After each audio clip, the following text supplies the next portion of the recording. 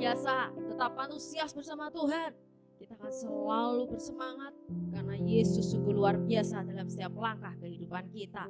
Bapak Ibu Saudara, sungguh sangat bersyukur karena mungkin dalam waktu dekat ini kita akan mulai beribadah kembali secara offline di GBI Lamtera, di gereja kita yang sungguh-sungguh kita sudah cukup beberapa waktu lama kita tidak bertemu, tapi kita sebentar lagi akan berjumpa kembali Bapak Ibu Saudara. Bapak Ibu Saudara, ada beberapa hal yang mungkin harus Bapak Ibu Saudara perhatikan untuk memulai ibadah dengan new normal.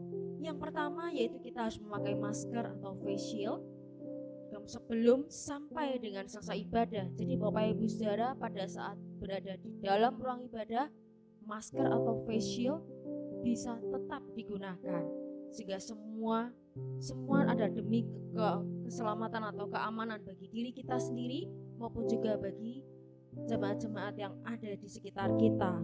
Kemudian untuk yang kedua, selain memakai masker dan face shield, yaitu mencuci tangan dengan air mengalir, dan kami juga telah sediakan 2 unit hand sanitizer di mana Bapak Ibu Saudara bisa mencuci tangan. Dan yang kemudian yang ketiga yaitu cek suhu tubuh. Bapak Ibu Saudara, memang protokol seperti ini yang harus kita lalui sebelum kita memasuki ruang ibadah. Dan untuk yang terakhir, Bapak Ibu Saudara mengisi absensi yang telah kami sediakan pada asyir, dapat mengisi dari mulai nama lengkap, domisili saat ini, kemudian nomor WhatsApp atau telepon yang dapat dihubungi, karena ini merupakan salah satu syarat dalam gugus tugas COVID-19. Jadi Bapak Ibu Saudara tetap berantusias dalam beribadah. Kami percaya Tuhan tidak akan pernah meninggalkan kita sendirian, tapi Dia selalu menyertai setiap langkah kehidupan kita. Haleluya. Mari Bapak Ibu Saudara, juga saat ini kami juga dapat menambahkan, biasa kita kalau sebelum ibadah atau setelah selesai ibadah kita sharing, kita konseling. Tapi untuk sementara waktu ini Bapak Ibu Saudara, jangan berkerumun terlebih dahulu, untuk sementara waktu saja. Jadi setelah selesai ibadah, Bapak Ibu Saudara bisa langsung meninggalkan tempat sehingga dapat berkumpul dan bertemu dengan keluarga di rumah. Mari Bapak Ibu Saudara, sebelum kita akan memulai ibadah pada pagi atau sore ini, mari kita akan datang kepada Tuhan. Bapa, terima kasih. Engkau sungguh baik. Engkau selalu memberikan waktu yang terindah. Engkau tidak pernah meninggalkan kami. Engkau selalu menyertai setiap kami. Engkau selalu menggendong kami, menuntun kami, sehingga sampai hari ini Engkau masih memberi kami kesempatan untuk hidup. Itu semua karena kasih karunia-Mu. Terima kasih Tuhan. Juga untuk hamba-Mu Bapak Gembala kami akan menyampaikan firman-Mu. Engkau urapi hamba-Mu dengan kuasa Roh Kudus-Mu, sehingga setiap kata yang disampaikan oleh hamba-Mu akan menguatkan, menyegarkan, memperbaharui setiap roh kami. Terima kasih Bapa. Terima kasih Yesus. Kami serahkan ibadah pada pagi dan sore ini ke dalam tangan-Mu, di dalam nama Tuhan Yesus Kristus. Oh haleluya. Bila Engkau izinkan semuanya yang terjadi, Engkau izinkan pandemi COVID ini terjadi, itu semua karena seizin-Mu, dan biarkan waktu-Mu yang terbaik sehingga membuat kami kembali mengingat-Mu, kembali lebih dalam mengenal akan Engkau, kembali lebih mendalami betapa pentingnya Engkau dalam hidup kami, betapa pentingnya kami harus memikirkan keluarga kami. Terima kasih Tuhan. Terima kasih Bapa. Di dalam nama Tuhan Yesus Kristus, hamba telah berdoa dan mengucap syukur. Kami membuka hati kami ini Tuhan. Kami mengizinkan Kau bekerja dalam hidup kami. Terima kasih Yesus.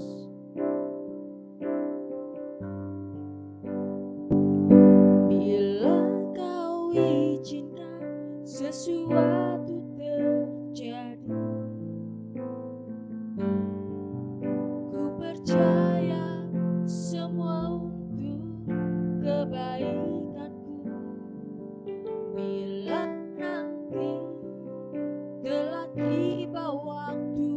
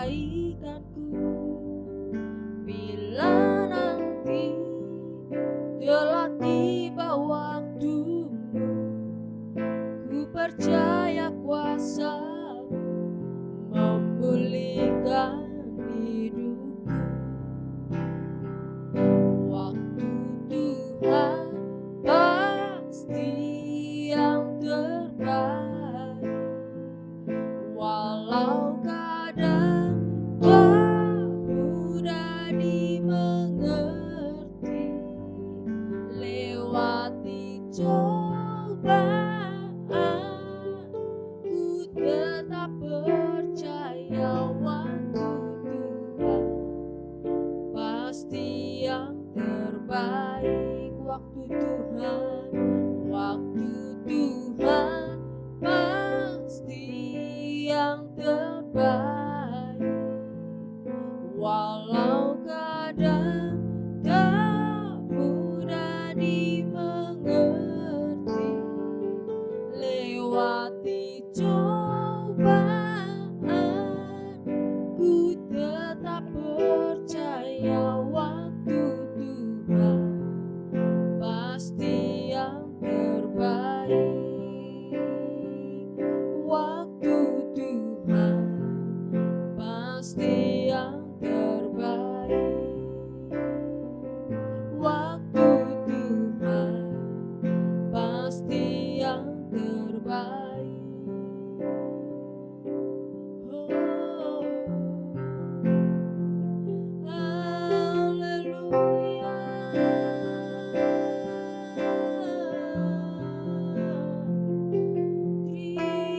Terima kasih Tuhan, kasih-Mu mengalir, nyatakan kuasa-Mu. Oh, kasih-Mu luar biasa, nyatakan mujizat-Mu, mampukan setiap kami. Haleluya. Karena ya masih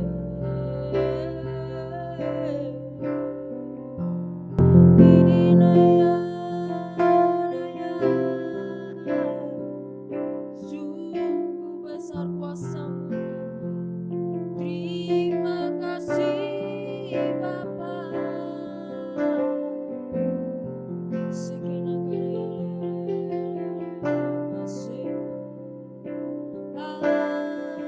Haleluya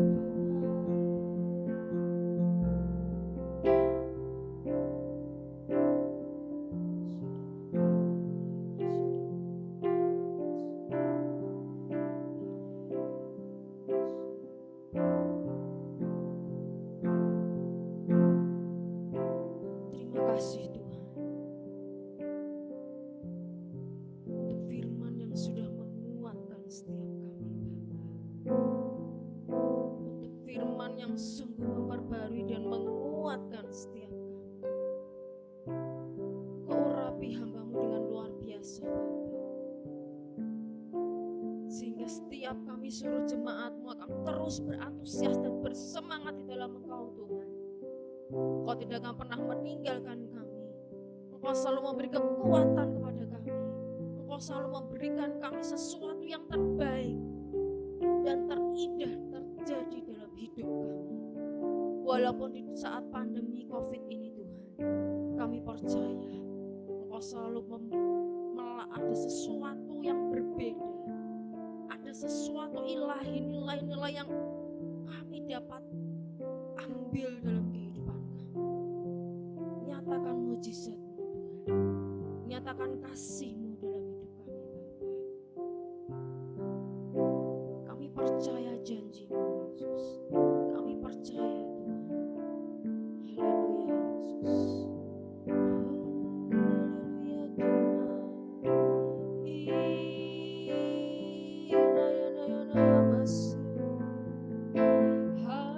Haleluya. Oh,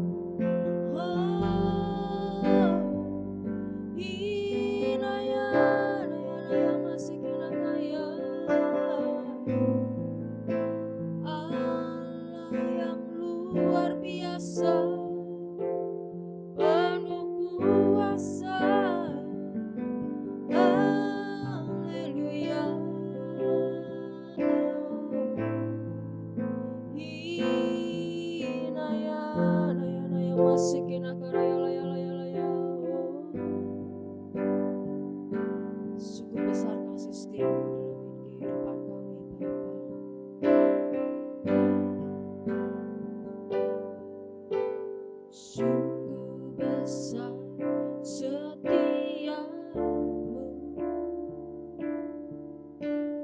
Kau nyatakan bagiku. Kau Bapa yang selalu mengerti isi hatiku.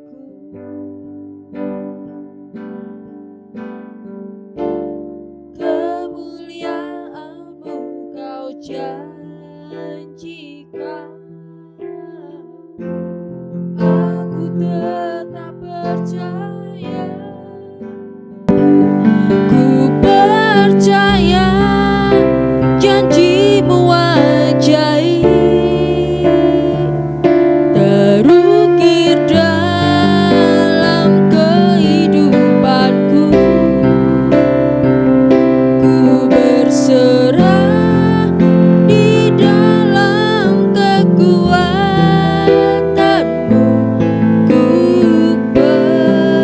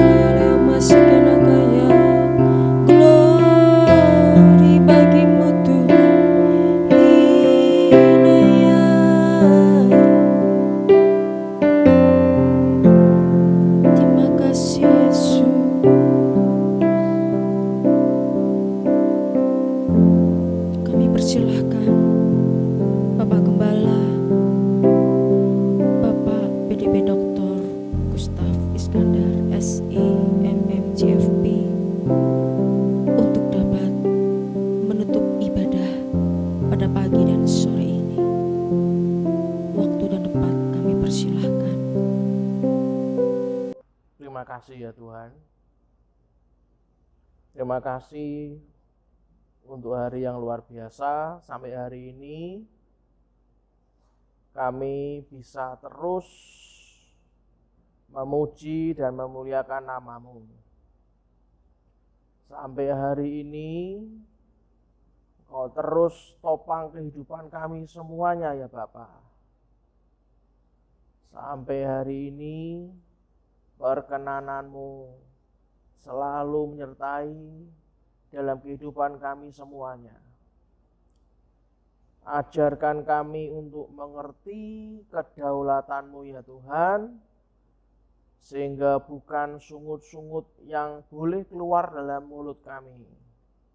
Tapi biarlah mulut kami menyuarakan suatu ucapan syukur yang berkenan di hadapan-Mu.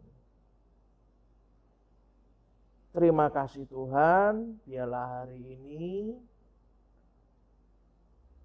kehendak-Mu lah saja yang ingin Kau sampaikan kepada kami semuanya. Berikanlah roh wahyu, hikmat dan pengertian, sehingga kami lebih lagi mengerti akan isi hati Tuhan kami. Terima kasih Bapa.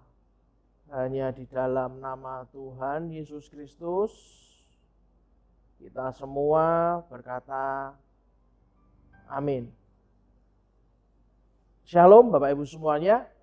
Hari ini kita akan sharing mengenai semakin dijepit semakin melejit, kan? Pak, kalau dijepit itu apakah kita merasa menjadi korban? Apakah kita bukannya malah tambah down? Tentu saja itu sebuah pilihan. Saat kita terjepit, kita punya dua pilihan memang. Yang pertama, kita merasa menjadi korban dari suasana, dari situasi, atau kita memilih yang kedua, pada saat dijepit itulah kita justru malah menggedor pintu surga untuk kita sungguh-sungguh untuk memohon pada Tuhan, untuk kita bisa keluar seperti yang Tuhan kehendaki. Nah, kita lihat dahulu di Kisah Para Rasul pasal yang keempat ayat 23 sampai 31. Kisah Para Rasul pasal yang keempat ayat 23 sampai 31. Firman berkata, sesudah dilepaskan, pergilah Petrus dan Yohanes kepada teman-teman mereka. Lalu mereka menceritakan segala sesuatu yang dikatakan imam-imam kepala dan tua-tua kepada mereka. Ketika teman-teman mereka mendengar hal itu, berserulah mereka bersama-sama kepada Allah. Katanya, ya Tuhan, Engkaulah yang menjadikan langit dan bumi, laut dan segala isinya. Dan oleh Roh Kudus dengan perantaraan hamba-Mu Daud, Bapa kami, Engkau telah berfirman, mengapa rusuh bangsa-bangsa? Mengapa suku-suku bangsa mereka-reka perkara yang sia-sia? Raja-raja dunia bersiap-siap dan para pembesar berkumpul untuk melawan Tuhan dan yang diurapinya. Sebab sesungguhnya telah berkumpul di dalam kota ini Herodes dan Pontius Pilatus beserta bangsa-bangsa dan suku-suku bangsa Israel melawan Yesus, hamba-Mu yang kudus, yang Engkau urapi untuk melaksanakan segala sesuatu yang telah Engkau tentukan dari semula oleh kuasa dan kehendak-Mu. Dan sekarang ya Tuhan, lihatlah bagaimana mereka mengancam kami, dan berikanlah kepada hamba-hamba-Mu keberanian untuk memberitakan firman-Mu. Ulurkanlah tangan-Mu untuk menyembuhkan orang, dan adakanlah tanda-tanda dan mujizat-mujizat oleh nama Yesus, hamba-Mu yang kudus. Dan ketika mereka sedang berdoa, goyanglah tempat mereka berkumpul itu, dan mereka semua penuh dengan Roh Kudus. Lalu mereka memberitakan firman Allah dengan berani. Dan nanti Anda baca selanjutnya, di mana kita tahu kondisi itu adalah situasi yang menjepit para murid-murid Tuhan. Artinya sejak zaman dulu, sejak kitab ini ditulis, kita sama-sama belajar bahwa Tuhan nggak pernah janji bahwa orang percaya itu tidak akan mengalami kesulitan dan pergumulan hidup, Bapak Ibu. Semua kesulitan dan pergumulan hidup itu bisa saja Tuhan pakai untuk menguji saudara dan saya yang percaya, katakan amin. Nah, oleh karena itu tujuannya itu adalah untuk mendewasakan. Itulah kenapa kalau orang itu latihan beban, fitness gitu ya, tambah lama ototnya tambah kuat, tambah lama lagi tambah besar. Saat ujian itu ada, pergumulan hidup itu ada, kita semakin terjepit, itu otot-otot rohani kita tambah lama tambah kuat, tambah gede, tambah gede. Iman kita tambah gede, dan tambah gede. Nah, ada 3 cara Bapak Ibu yang hari ini saya ingin sharing kepada Anda semua sebelum nanti kita di akhir kita mengalami perjamuan kudus. Anda bisa sambil mempersiapkan juga roti untuk kita perjamuan kudus dan juga pengganti dari anggur. Anda bisa menggunakan sirup ataupun teh sambil nanti kita sama-sama menyiapkan hati untuk kita menerima perjamuan kudus. Ada 3 cara memberi respon yang benar atas pergumulan hidup kita. Yang pertama, andalkan kuasa Allah. Bapak Ibu semua yang saya kasihi, Tuhan yang kita sembah sebagai Allah pencipta langit dan bumi, artinya Tuhan adalah Allah yang berkuasa atas langit dan bumi dan segala isinya. Termasuk Allah itu juga berkuasa atas hidup saudara dan saya. Nah, saat kita tuh menghadapi persoalan hidup, percayalah kalau kita mengandalkan kuasa Allah untuk menolong kita, maka kita akan lebih berani lagi dalam menghadapi hari-hari yang mungkin semakin sulit. Contoh, siapa bagi Bapak Ibu yang kemarin mendengarkan live streaming hari Minggu? Minggu lalu saya cerita kalau sahabat kami, mamahnya, ibu kandungnya itu kena COVID di Jakarta. Saat beliau kontak istri saya, tolong bantu doa ya, mama saya kena COVID ke Jakarta, saya harus segera berangkat ke Jakarta via darat, lewat jalan darat. Dan kemarin waktu kami tanya lagi gimana keadaan mamamu, puji Tuhan katanya. Padahal sudah prepare macam-macam, aduh usianya sudah lanjut, ini pasti kalau ada apa-apa gimana ya. Berangkat tuh sudah tujuan, sudah siap-siap, kalau sampai ada apa-apa, sampai dikremasi, beliau sebagai anaknya sudah standby di sebelahnya. Ternyata sembuh Bapak Ibu. Artinya apa? Kita sebagai komunitas, di mana minggu lalu kita bicara mengenai komunitas, kita sebagai komunitas yang sehat, kita nggak boleh dulu punya pikiran kalau kena COVID pasti meninggal, apalagi sudah lanjut usia. Ternyata tidak Bapak Ibu, kalau sudah lanjut usia sembuh. Kan? Andalkanlah Tuhan selalu dalam kehidupan saudara dan saya. Nah, yang kedua, cara kita merespon yang benar, andalkan kedaulatan Allah. Katakan sama-sama dengan saya, andalkan kedaulatan Allah.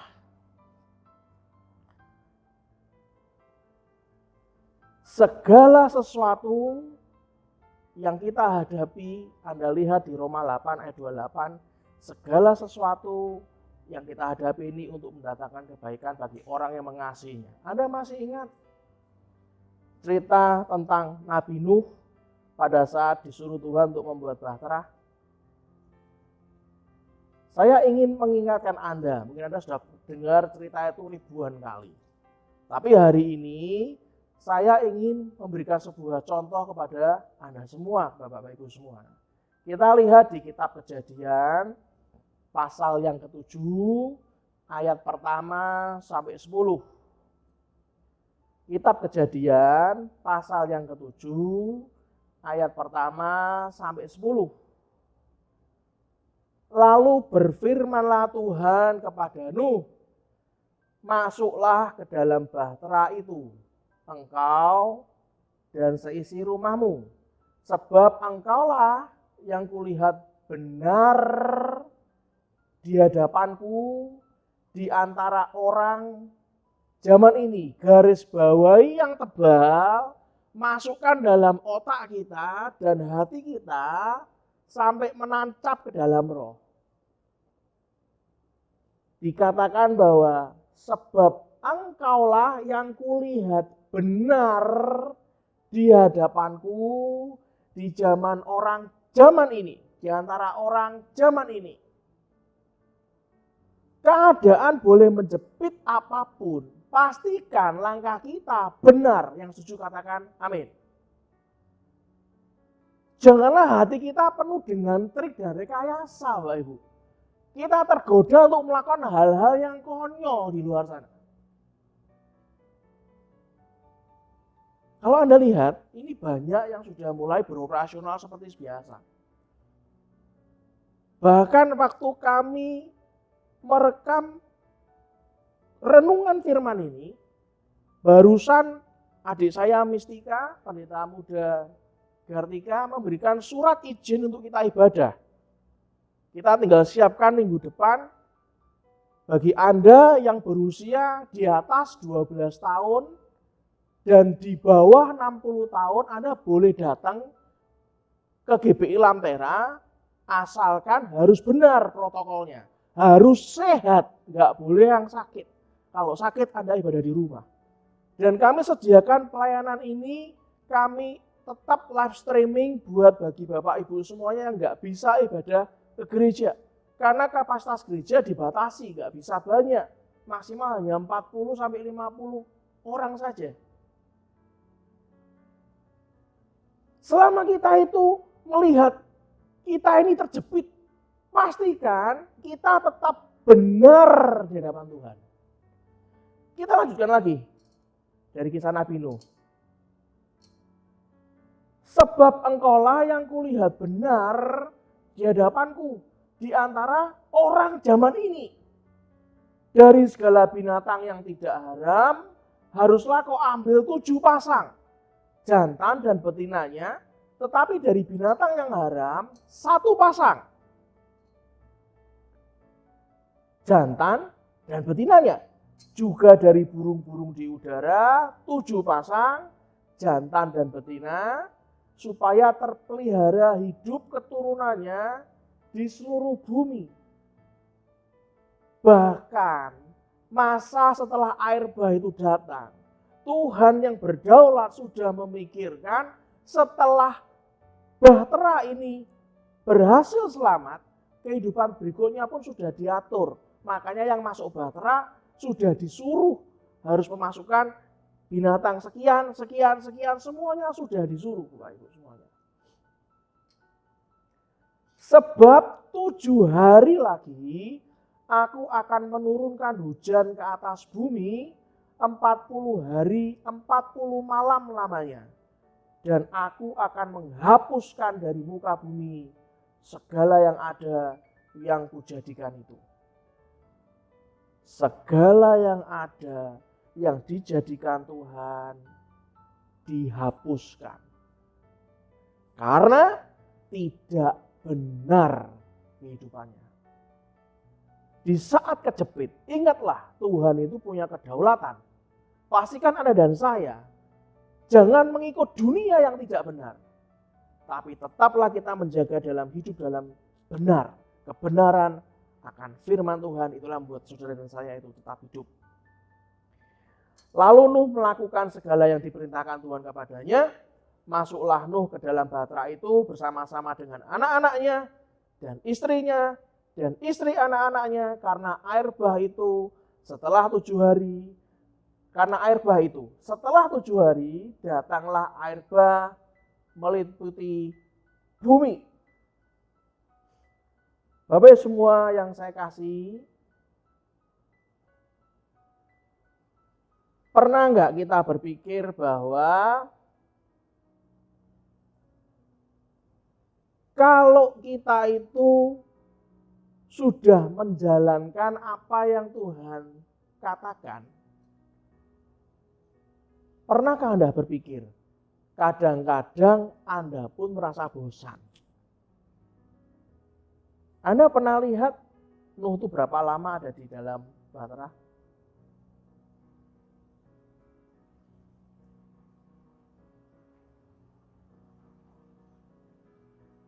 Di dalam bahteranya harusnya selama 40 hari 40 malam. Benar? Tapi kalau Anda pelajari, saat Nuh membuka tutup bahtera itu dan melihat-lihat muka bumi yang mulai kering, sejak Nuh masuk bahtera yang tadi kita lihat di pasal 7, sampai dia betul-betul keluar, itu totalnya sekitar 314 hari. Sehingga ada jeda cukup lama untuk dia tetap stay di bahtera. Karena nunggu kering. Nunggu bumi yang kena air bah ini kering dulu, Bapak Ibu. Kalau saya amati dengan hikmat saya, pasti jenuh. Itulah kenapa kalau Anda itu sudah pengen seperti orang yang begitu diizinkan, langsung lepas, yes. Nggak pakai masker, kumpul-kumpul, enggak karuan semuanya, nggak cuci tangan, saya beritahu. Anda akan mendatangkan sesuatu yang negatif, yang tidak menguntungkan buat keluarga Anda semuanya. Tuhan tuh nyelamatin orang. Anda harus pahami, mungkin orang itu ya jenuh. Di bahtera pun juga jenuh pasti kan. Tapi karena itu kedaulatan Tuhan, Nuh taat. Nuh belajar rendah hati. Nuh tidak seenaknya sendiri merasa dirinya dibenarkan Tuhan, saenake dhewe, sak karep-karepe dhewe. Enggak. Saya tahu Anda juga pasti jenuh. Anda ingin ibadah ke gereja dengan bebas. Itulah kenapa kami berusaha untuk tetap melayani Anda walaupun Anda nggak bisa ke gereja. Nanti kalau Anda diberikan informasi kepada ketua komsel, Anda diberikan informasi oleh Mistika bahwa ibadahnya hanya bisa memuat kapasitas 40 orang, Anda harus absen dulu, daftar dulu, karena kita hanya mendapatkan 2 ibadah, jam 9 pagi dan jam 5 sore. Jadi otomatis kalau pagi hanya 40 orang, sore hanya 40 orang. Yang lainnya nggak bisa nunggu hidupannya lagi, itu pun juga ngantri. Sabar, katakan sama-sama dengan saya, sabar.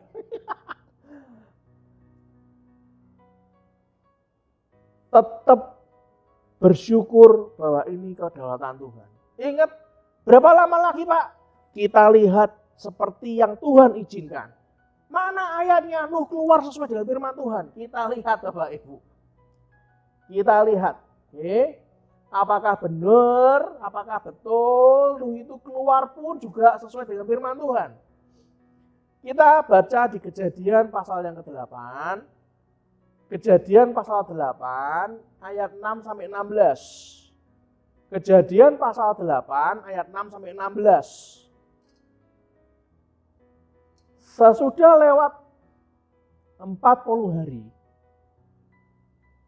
maka Nuh membuka tingkap yang dibuatnya pada bahtera itu. Lalu ia melepaskan seekor burung gagak, dan burung itu terbang pulang pergi. Dan burung itu terbang pulang pergi sampai air itu menjadi kering dari atas bumi. Anda tahu kenapa burung gagaknya nggak masuk ke bahtera lagi, pulang pergi sampai kering? Ya karena burung gagak makanya bangkai. Tapi perbedaan dengan yang berikutnya ini, Anda lihat perlakuan Nuh kepada burung yang makan bangkai dengan burung yang tidak makan bangkai. Kita lanjutkan lagi. Kemudian dilepaskannya seekor burung merpati untuk melihat apakah air itu telah berkurang dari muka bumi. Tetapi burung merpati itu tidak mendapat tempat tumpuan kakinya dan pulanglah ia kembali mendapatkan Nuh ke dalam bahtera itu. Karena di seluruh bumi masih ada air.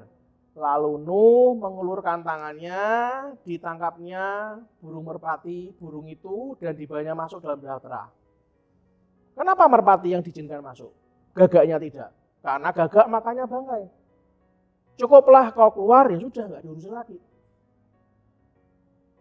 Kalau Anda ini punya roh seperti burung gagak, yang pengennya lepas,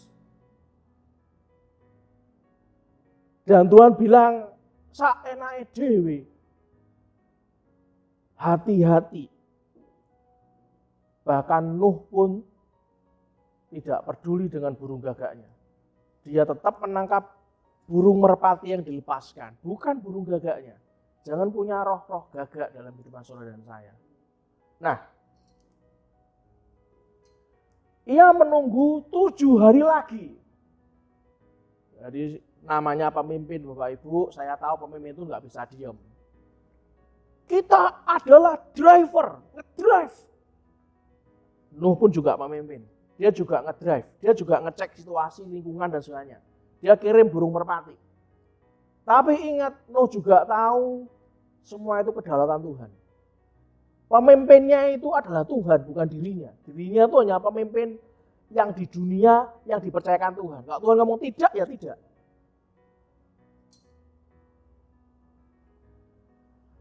Ia menunggu 7 hari lagi, kemudian dilepaskannya pula burung merpati itu dari bahtera. Menjelang waktu senja, pulanglah burung merpati itu mendapatkan Nuh. Dan pada paruhnya dibawanya selai daun zaitun yang segar. Dari situlah diketahui Nuh bahwa air itu telah berkurang dari atas bumi. Selanjutnya ditunggunya pula 7 hari lagi. Nunggu 7 hari lagi, Bapak Ibu. Bosan ya. Kemudian dilepaskannya burung merpati itu. Tetapi burung itu tidak kembali lagi padanya. Dalam tahun ke-601 dalam bulan pertama pada tanggal 1 bulan itu sudahlah kering air itu dari atas bumi. Kemudian perhatikan baik-baik, Nuh membuka tutup bahtera itu dan melihat-lihat. Dia cuma lihat-lihat, buka tutup bahtera. Ternyata muka bumi sudah mulai kering. Dalam bulan kedua, pada hari yang ke-27 bulan itu, bumi telah kering. Perhatikan baik-baik, harus bawahi ayat setelahnya. Nuh hanya buka tingkapnya dan melihat-lihat tapi tidak keluar. Anda perhatikan baik-baik ayat setelahnya. Lalu berfirmanlah Allah kepada Nuh, garis bawahi. Setelah bapaknya ngasih kode, setelah bapaknya berfirman kepada Nuh. Kita lanjutkan, apa kata-kata Allah kepada Nuh? Keluarlah dari bahtera itu. Engkau bersama-sama dengan istrimu, serta anak-anakmu, dan istri anak-anakmu. Nabi Nuh masuk karena kedaulatan dan perkenanan Tuhan. Nabi Nuh tetap menjaga kerendahan hatinya dia. Dia tahu dia itu siapa. Bahkan waktu membuka bahtera melihat-lihat bumi sudah kering. Nabi Nuh tidak memutuskan untuk keluar dengan segera. Tapi setelah Allah berfirman kepada Nuh, keluarlah dari bahtera itu. Baru Nuh memutuskan untuk dia keluar. Berapa banyak dari saudara dan saya yang hidup ini sesuai dengan kehendak saudara dan saya sendiri.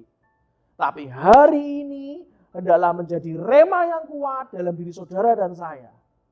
Apapun keadaannya, tetap Anda harus dengar akan suara kehendak Allah kita. Yang setuju katakan amin.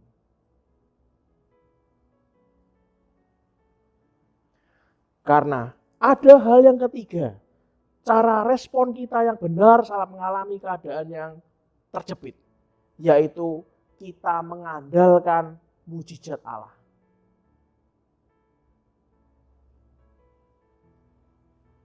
Suatu malam saat kejenuhan saya, Bapak pernah jenuh toh? Ya pastilah, namanya manusia. Saya mencoba untuk tanya kepada Roh Kudus,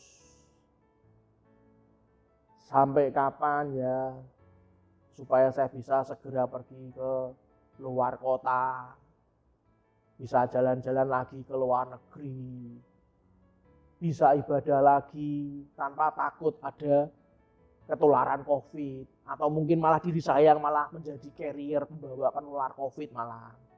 Sampai kapan ya Tuhan? Ada suatu didikan yang sampai hari ini saya tuh nggak bisa lupa. Anda bisa bayangkan hati saya ini jenuh, gitu kan? Inginnya keluar, inginnya bisa melakukan aktivitas apapun. Tapi saya juga nggak berani mendahului Tuhan, karena kami tahu semua itu diizinkan itu karena kedaulatan Tuhan. Ada satu kata-kata dalam hati yang sangat tegas, yang hari itu saya langsung diam, nggak bisa ngomong. Ada omongan satu dalam hati saya ngomong gini, apakah kamu kena COVID, nak? Enggak Tuhan. Kamu kena efeknya kah? Enggak. Apakah keuanganmu kena dampak COVID? Enggak juga. Lalu apa yang kamu pikirkan? Yang kamu streskan itu apa? Oh iya ya Tuhan.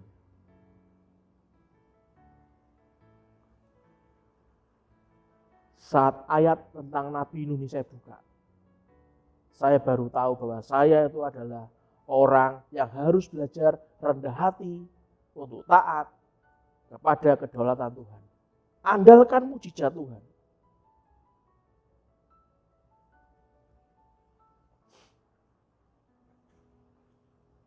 Dan saya ingin Bapak Ibu, untuk kedepannya, kita ingin beribadah sesuai yang Tuhan mau. Sesuai dengan protokol pemerintah. Dari depan nanti Anda akan dipersiapkan tempat untuk cuci tangan. Kita sudah siapkan. Bahkan kaki Anda pun kami siapkan ember kecil, hati-hati jangan sampai jatuh. Untuk Anda disinfektan sepatu Anda sebelum masuk. Ada di 2 titik. Untuk desinfektan ada 2 titik. Satu di area dekat pintu masuk ruang ibadah, yang satu di kamar mandi. Ada 2 titik desinfektan. Tempat cuci tangan juga ada 2 titik. Yang satu di dekatnya ruang ibadah, yang satu di kamar mandi. Ibadah tidak akan lebih dari 1 jam. Kantong persembahan tidak akan diedarkan. Anda bisa keluar, Anda memberikan persembahan atau tidak, terserah Anda. Anda juga bisa melakukan lewat transfer, Anda bisa melakukan lewat QRIS. Anda daftar terlebih dahulu supaya Anda tidak kecelik, bahasa Semarangnya nggak sampai, loh kok penuh ya, nggak boleh. Sehingga kami nggak ingin Anda berdiri di luar panas-panas. Anda bisa mendaftar nanti dari Mistika. Dan kami mohon maaf kalau sampai Anda harus giliran untuk bisa kemari. Mungkin minggu-minggu berikutnya Anda baru bisa dapat tempatnya. Makanya mendaftar. Tapi satu hal Bapak Ibu, izinkanlah kedaulatan Tuhan yang memimpin kehidupan saudara dan saya. Yang setuju katakan amin. Tutup Alkitab kita. Persiapkan hati kita untuk menerima perjamuan kudus.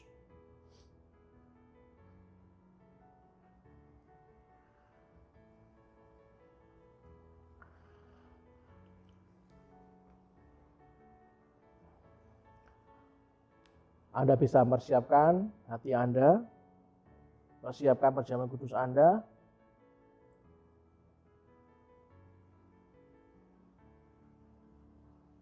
Mari kita berdoa. Tuhan, terima kasih untuk rema pada pagi ini. Kami percaya apa yang ada dalam hatimu, biarlah Engkau sendiri yang menyempurnakan ke dalam jemaat-Mu ya Tuhan. Ajarkan kami ini sadar dan tunduk total kepada kedaulatan-Mu ya Tuhan. Kami percaya kami tidak bisa hidup tanpa kuat kuasa-Mu. Berikanlah kami ini hati yang rendah hati ya Bapa. Hati yang tahu bahwa dia dibentuk untuk sesuai dengan kehendak Tuhannya. Kalau sebentar lagi ya Tuhan, kami menerima tubuh dan darah Yesus. Biarlah pelayanan kami, kehidupan kami, hari demi hari, menjadi seturut dengan kehendak-Mu saja. Di dalam nama Tuhan Yesus Kristus, kita berkata, amin. Mari kita ambil roti di tangan kanan kita.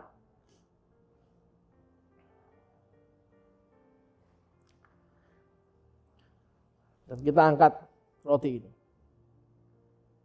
Bukankah roti yang kita pecah-pecahkan ini adalah persekutuan dengan tubuh Kristus?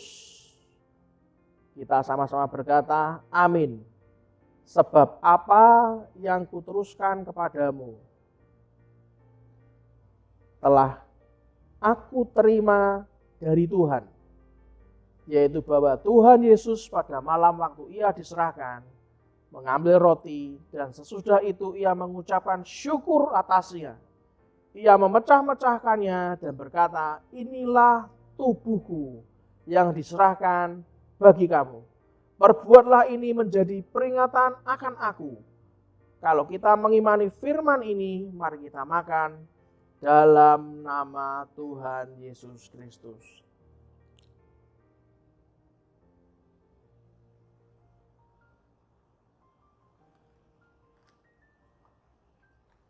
Kita persiapkan anggur di tangan kita. Kita angkat tinggi-tinggi. Bukankah anggur yang dicurahkan adalah persekutuan dengan darah Kristus? Biarlah kita semua berkata, amin. Demikian juga ia mengambil cawan sesudah makan, lalu berkata, cawan ini adalah perjanjian baru yang dimeteraikan oleh darahku. Perbuatlah ini setiap kali kamu meminumnya menjadi peringatan akan aku. Sebab setiap kali kamu makan roti ini dan minum cawan ini, kamu memberitakan kematian Tuhan sampai ia datang. Kalau kita mengimani firman ini, mari kita makan dalam nama Tuhan Yesus Kristus.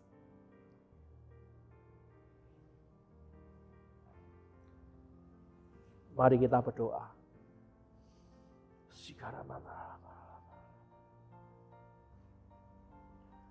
Terima kasih Tuhan, terima kasih. Kalau Engkau izinkan kami masih bisa menerima tubuh dan darah-Mu ya Bapa. Ajarkan kami punya hati yang mau ditundukkan kepada kedaulatan Tuhan. Ajarkan kami punya hati yang tetap rendah hati ya Bapa. Biarlah semua itu hanya untuk menyenangkan. Demi nama Tuhan Yesus Kristus, kita semua berkata, amin. Saudara, waktu kita perjamuan kudus tadi, saya diingatkan untuk sharing tentang, singkat saja, tentang ciri-ciri orang yang mau rendahkan hatinya. Ciri-ciri orang yang mau merendahkan hati itu yang pertama adalah orang yang mau cepat mengaku dosa kalau dia salah. Orang yang mau cepat mengaku dosa di hadapan Allah, itu adalah ciri yang pertama orang itu rendah hati. Saudara dan saya tidak akan mungkin lepas dari kesalahan. Tapi rendah hati itu adalah orang yang segera mau cepat mengaku dosanya di hadapan Allah. Yang kedua, ciri-ciri orang rendah hati adalah orang yang mudah dan rela melepaskan pengampunan. Semua dari kita tidak ada yang sempurna. Kita gampang sekali, rentan sekali menghakimi orang lain, gampang sekali melukai perasaan orang lain. Tapi, apakah orang yang menyakiti hati kita mau berkenan meminta maaf pada kita? Itu urusan orangnya. Tapi ciri-ciri orang yang rendah hati yang kedua adalah sebelum orangnya minta ampun, orang yang rendah hati adalah orang yang gampang sekali, mudah sekali, rela untuk melepaskan pengampunan. Sehingga Anda hidup tiap hari tidak merasa terjepit, tidak merasa menjadi korban, tidak merasa menjadi orang yang selalu posisinya dikalahkan. Lepaskan pengampunan.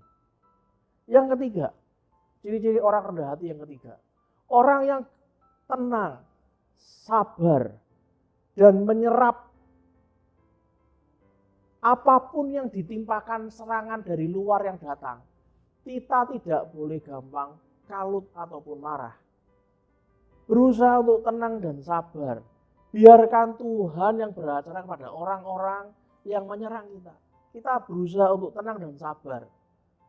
Itulah ciri-ciri orang rendah hati yang ketiga. Jangan gampang reaktif. Gampang merespon sesuatu dengan membalas balik. Sudah, tenang aja. Tenang dan sabar, itu ciri orang yang ketiga.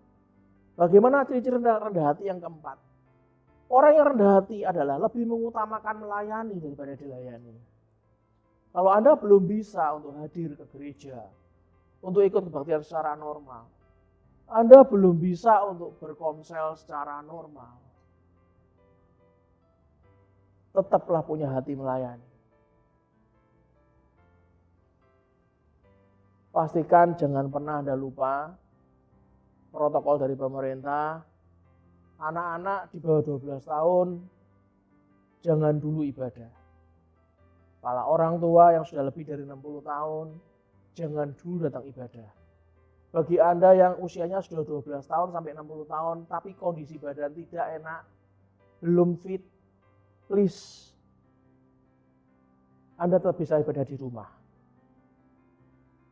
Dan jangan lupa kalau Anda memutuskan ke gereja untuk ibadah, pakailah masker, bawa hand sanitizer sendiri. Karena apa yang Anda pegang, kami sudah mendisinfektan sebelum ibadah dan setelah ibadah. Kebaktian 1 dan 2 sebelum ibadah dan setelah ibadah masing-masing diberi disinfektan. Tapi Anda harus bawa hand sanitizer. Kenapa Anda habis pegang apa? Hand sanitizer. Jangan lupa bawa botol minum sendiri. Jangan satu orang sama keluarganya pinjam-pinjaman.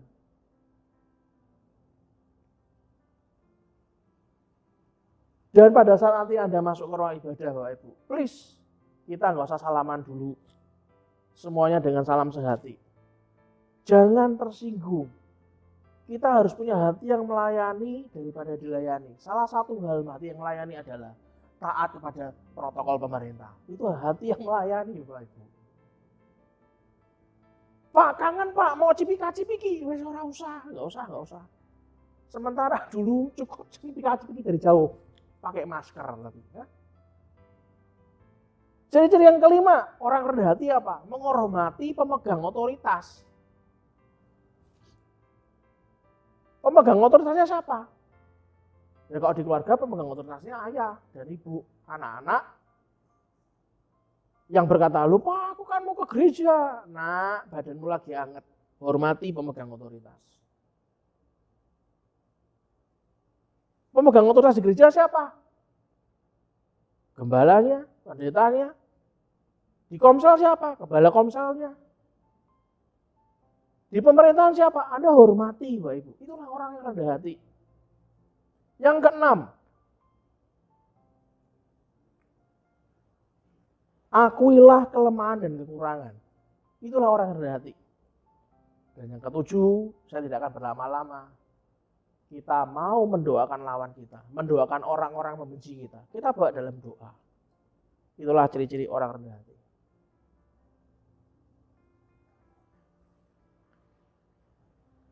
Bawa selalu hati yang mau berkenan di depan Allah. Hati yang mau merendah, yang mau berkorban. Bahkan dalam memberikan persembahan, punyalah hati yang mau berkorban. Itu semuanya Anda lakukan untuk menyukakan hati Tuhan.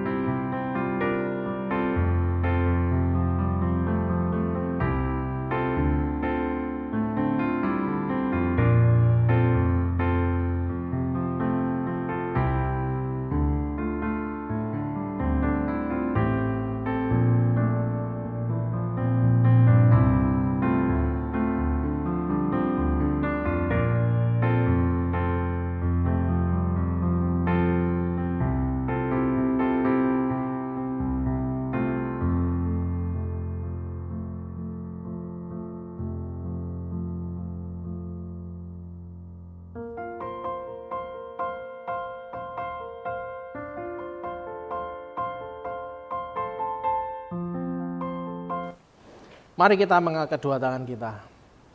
Biarlah berkat dari arah Bapa, anugerah dan cita kasih yang melimpah dari Tuhan Yesus Kristus, dan persekutuan dengan Roh Kudus selalu menjadi kesukaan dan selalu menyertai kehidupan kita sampai selama-lamanya. Biarlah diberkati keluar dan masuk kemanapun kita berada. Biarlah diberkati keluarga kita, diberkati studi kita, diberkati pekerjaan kita dan pelayanan kita, bahkan juga diberkati masa pensiun kita, beserta dengan anak, cucu, cicit, cangga, semuanya keturunan kita di dalam tangan Tuhan Yesus Kristus. Dan bagi kita yang percaya, kita berkata, amin, amin, amin. Tuhan memberkati.